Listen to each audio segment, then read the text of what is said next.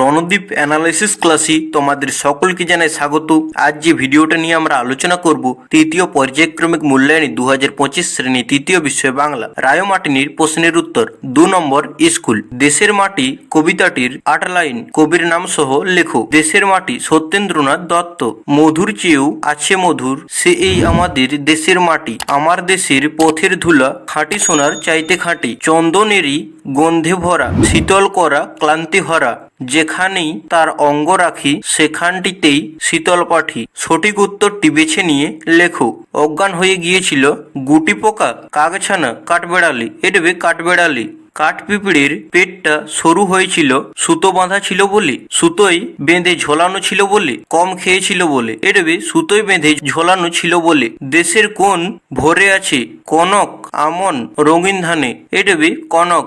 সুন্দর বাঁধানো ফিতাটা রুবাইকে দিয়েছিল বড় মামা মেজ মামা ছোট মামা, এডবে ছোট মামা। ঈশপের প্রভু ছিলেন রাজা ক্রোসাস অলিম্পাস জুলিয়াস, এডবে ক্রোসাস। কুলুঙ্গিতে সন্দেশ রেখেছি 3 জোড়া 2 জোড়া 1 জোড়া, এডবে 3 জোড়া। শব্দার্থ লেখো। ফিনফিনে পাতলা কল্পলোক কল্পনার পৃথিবী, অন্ন পানি খাবার।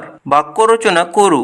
বন জঙ্গল। বন জঙ্গল পরিবেশের ভারসাম্য রক্ষায় গুরুত্বপূর্ণ ভূমিকা পালন করে। পাহাড়। দার্জিলিংয়ে গেলে উঁচু উঁচু পাহাড় দেখা যায়। এলোমেলো বর্ণগুলি সাজিয়ে শব্দ তৈরি করো। প্রথমে টবে আলো আঁধারি, তারপরে আলমারি। কার উক্তি লেখো। জমির বাড়ি যাচ্ছি তুই যাবি পান্তা বুড়ির উক্তি। ছাই ভূত না আর কিছু। গুটি পোকার উক্তি। ও বুড়ি তোর চোদ ধরেছি কুমিরের উক্তি। কই মামা কি এনেছো দাও না হিংসুটির উক্তি। একটি বাক্যে উত্তর দাও। নিদমহল শব্দটির অর্থ কি?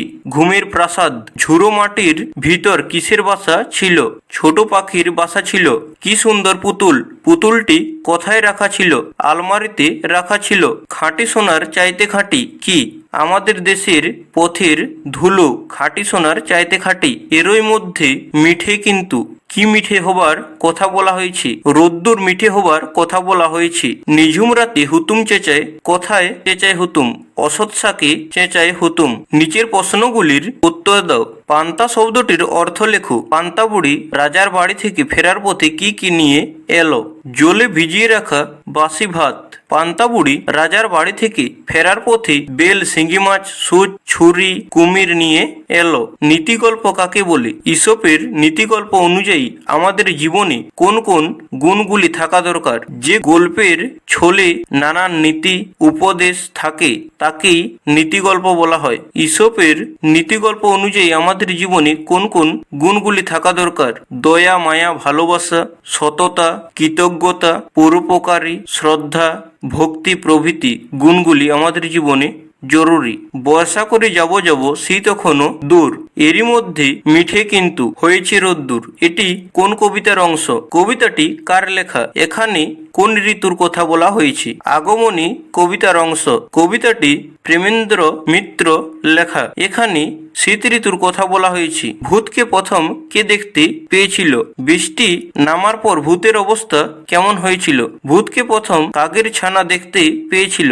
বৃষ্টি নামার পর ভূতের জারি জুরি ফাঁস হয়ে গেল। তার নাক মুখ চোখ দিয়ে দর দর করে জ্বলে গলার রং বেরিয়ে এলো। শেষ দেখা গেল ভূত বাবাজি হলো কাকুর খবরের কাগজের ছেঁড়া পাতা। 8-10টি বাক্যে লেখো যে কোনো একটি। শরৎকাল তোমাদের বিদ্যালয়ে। শরৎকাল বাঙালির কাছে সবচেয়ে আনন্দমুখর ঋতু হলো শরৎকাল। ভাদ্র ও আশ্বিন মাস মিলে হয় শরৎকাল। বাংলায় 6 ঋতুর তৃতীয় ঋতু এটি। পৃথিবীর 4টি প্রধান ঋতু একটি হচ্ছে শরৎকাল। সাধারণত সেপ্টেম্বর অক্টোবর মাসে আমাদের দেশে শরৎকাল আসে। এই সময় রাত তাড়াতাড়ি আসে এবং আবহাওয়া ঠান্ডা হতে শুরু করে। এই সময় অন্য বৈশিষ্ট্য হচ্ছে পাতা ঝরা গাছের পাতা ঝরে যাওয়া। শরৎকালের প্রধানত ফুল হলো ছাতিম শিউলি বনফুল প্রভৃতি। শরৎকালে বাঙালির প্রিয় উৎসব দুর্গাপূজা হয়ে থাকে।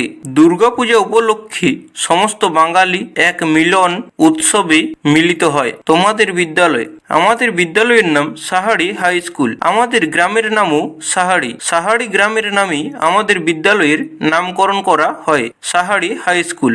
আমাদের বিদ্যালয়টি 1875 খ্রিস্টাব্দে 1 জানুয়ারি প্রতিষ্ঠিত হয়। আমাদের বিদ্যালয়টি এক বিশাল এলাকা জুড়ে অবস্থিত। বিদ্যালয়ের প্রাথমিক বিভাগ নিয়ে প্রায় 1200 ছাত্রছাত্রী পড়াশোনা করে। বিদ্যালয়ের মোট 24 জন শিক্ষক শিক্ষিকা রয়েছে। ছন্দের জাদুকর সত্যেন্দ্রনাথ দত্ত স্মৃতিধন্য এই বিদ্যালয়টি আমাদের বিদ্যালয়ের মূল লক্ষণীয় হল ছাত্রছাত্রীর অন্তর্নিহিত সত্তার পরিপূর্ণ বিকাশ সাধন করা। আমাদের বিদ্যালয়টির মুখপাত্রের নাম বিহন।